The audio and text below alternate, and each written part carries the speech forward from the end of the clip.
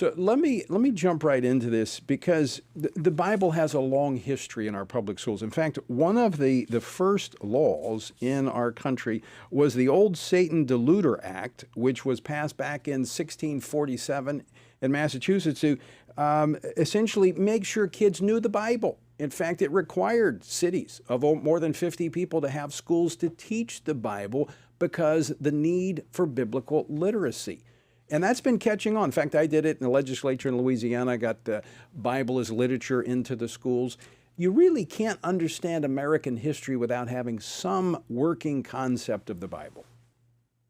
That's 1,000% correct. My background is I was a U.S. history teacher before I took on this role as state superintendent. And the reality is, how in the world do you teach kids about the inalienable rights given to them by their creator?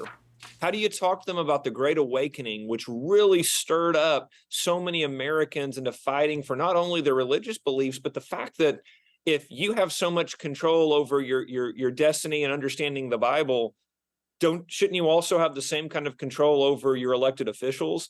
And, the reality is the left wants to rewrite our history. They want to strip any kind of faith out of our schools. They are assaulting every aspect of our society. They want to break down the family, and they want to continue this frontal attack on Christianity.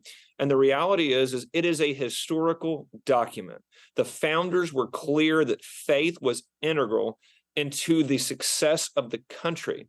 And they need to understand that because, again, if we're going to keep having America be the greatest country in the history of the world, if we're going to get back on the right track and ensure that this ideology, because we've got to get this radical left-wing ideology out of our schools, but then the other thing we have to do is ensure that we have the proper academics and understanding of our history and what created America to be so exceptional into our schools, so that our young people can not only continue America being the great country it is, but also learn those individual examples that come from understanding our history of, how to make the right choices so that you can live a better life.